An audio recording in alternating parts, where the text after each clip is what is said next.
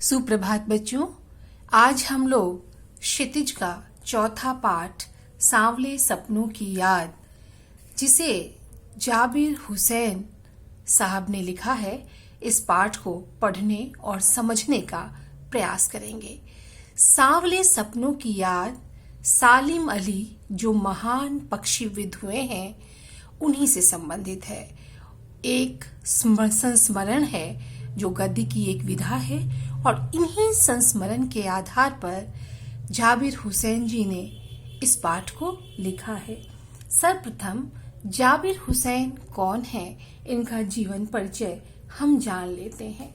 साहित्यकार जाबिर हुसैन का जन्म सन 1945 में गांव नौनही, राजगीर, जिला नालंदा, बिहार में हुआ था। उन्होंने अंग्रेजी भाषा एवं साहित्य का अध्यापन कार्य किया। उन्होंने सक्रिय राजनीति में भाग लेना शुरू किया और सन 1977 में बिहार की मुंगेर विधानसभा क्षेत्र के विधायक चुने गए तथा मंत्री बने।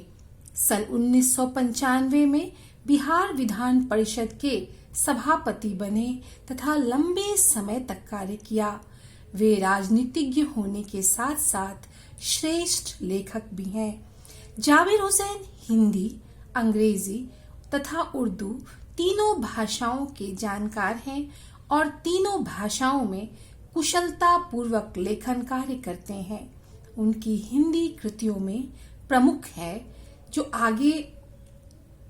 इनकी जो प्रमुख कृतियां हैं वो इस प्रकार हैं कि जो आगे हैं, डोला बीबी का मजार, अतीत का चेहरा, लोगां, एक नदी रेत भरी आदि। जाबिर हुसैन ने अध्यापन के साथ साथ सामाजिक क्षेत्रों में भी बहुत कार्य किया है।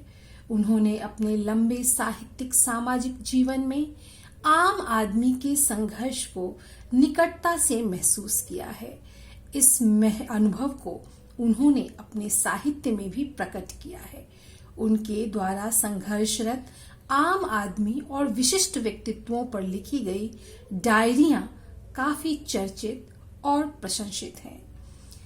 जाबिर हुसैन की कृतियों में प्रयुक्त भाषा आम आदमी के निकट है।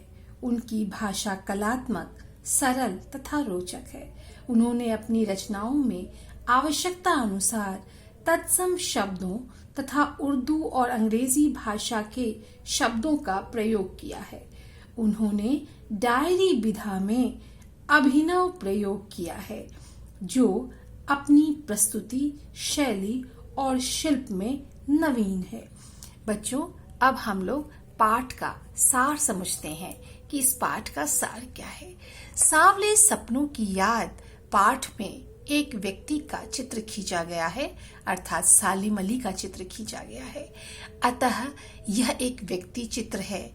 लेखक कहते हैं कि सुनहरे रंग के पक्षियों के पंखों पर सांवले सपनों का एक हुजूम सवार होकर मौत की खामोश वादी की तरफ चला जा रहा है। उस झुंड में सबसे आगे सालिम अली चल रहे हैं। वे सैलानियों की तरह एक अंतहीन यात्रा की ओर चल रहे हैं।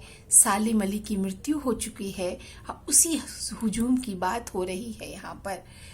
और लेखक आगे कहते हैं कि वे सैलानियों की तरह एक अंतहीन यात्रा की ओर चल पड़े हैं।